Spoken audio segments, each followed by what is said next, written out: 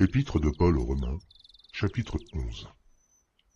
Je dis donc, Dieu a-t-il rejeté son peuple? Loin de là.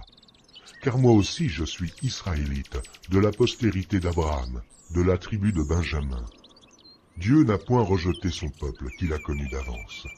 Ne savez-vous pas ce que l'Écriture rapporte d'Élie? Comment il adresse à Dieu cette plainte contre Israël?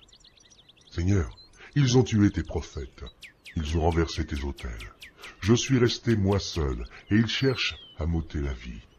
Mais quelle réponse Dieu lui fait-il? Je me suis réservé 7000 hommes, qui n'ont point fléchi le genou devant Baal.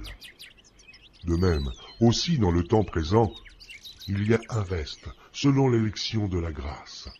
Or, si c'est par grâce, ce n'est plus par les œuvres, autrement la grâce n'est plus une grâce. Et si c'est par les œuvres, ce n'est plus une grâce, autrement l'œuvre n'est plus une œuvre. Quoi donc? Ce qu'Israël cherche, il ne l'a pas obtenu, mais l'élection l'a obtenu, tandis que les autres ont été endurcis. Selon qu'il est écrit, Dieu leur a donné un esprit d'assoupissement, des yeux pour ne point voir, et des oreilles pour ne point entendre, jusqu'à ce jour. Et David dit, que leur table soit pour eux un piège, un filet, une occasion de chute et une rétribution. Que leurs yeux soient obscurcis pour ne point voir, et tiens leur dos continuellement courbé. Je dis donc, est-ce pour tomber qu'ils ont bronché? Loin de là. Mais, par leur chute, le salut est devenu accessible aux païens, afin qu'ils fussent excités à la jalousie. Or, si leur chute a été la richesse du monde, et leur amoindrissement la richesse des païens, combien plus en sera-t-il ainsi quand ils se convertiront tous? Je vous le dis à vous, païens. En tant que je suis apôtre des païens, je glorifie mon ministère, afin, s'il est possible, d'exciter la jalousie de ceux de ma race et d'en sauver quelques-uns. Car si leur rejet a été la réconciliation du monde, que sera leur réintégration, sinon une vie d'entre les morts? Or, si les prémices sont saintes, la masse l'est aussi. Et si la racine est sainte, les branches le sont aussi. Mais si quelques-unes des branches ont été retranchées, et si toi, qui étais un olivier sauvage, tu as été hanté à leur place et rendu participant de la racine et de la graisse de l'olivier, ne te glorifie pas aux dépens de ces branches.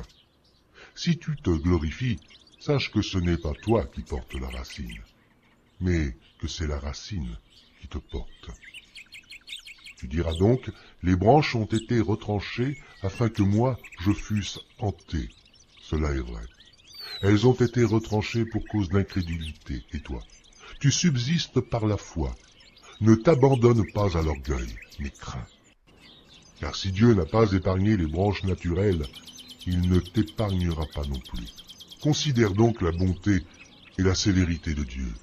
Sévérité envers ceux qui sont tombés, et bonté de Dieu envers toi, si tu demeures ferme dans cette bonté. Autrement, tu seras aussi retranché. Eux de même, s'ils ne persistent pas dans l'incrédulité, ils seront hantés, car Dieu est puissant pour les hanter de nouveau. Si toi, tu as été coupé de l'olivier naturellement sauvage, et hanté, contrairement à ta nature sur l'olivier franc, à plus forte raison, eux seront-ils hantés selon leur nature sur leur propre olivier. Car je ne veux pas, frères, que vous ignoriez ce mystère, afin que vous ne vous regardiez point comme sages.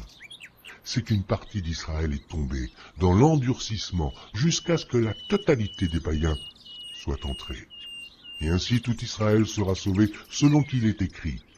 Le libérateur viendra de Sion, et il détournera de Jacob les impiétés. Et ce sera mon alliance avec eux lorsque j'ôterai leurs péchés.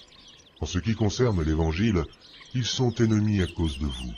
Mais en ce qui concerne l'élection, ils sont aimés à cause de leur Père.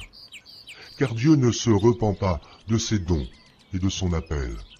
De même que vous avez autrefois désobéi à Dieu, et que par leur désobéissance, vous avez maintenant obtenu miséricorde, de même, ils ont maintenant désobéi, afin que, par la miséricorde qui vous a été faite, ils obtiennent aussi miséricorde.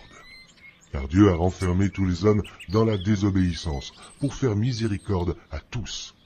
Ô profondeur de la richesse de la sagesse et de la science de Dieu, que ses jugements sont insondables et ses voies incompréhensibles, car qui a connu la pensée du Seigneur? Ou qui a été son conseiller? Qui lui a donné le premier pour qu'il ait à recevoir en retour? C'est de lui, par lui, et pour lui que sont toutes choses. À lui la gloire dans tous les siècles. Amen.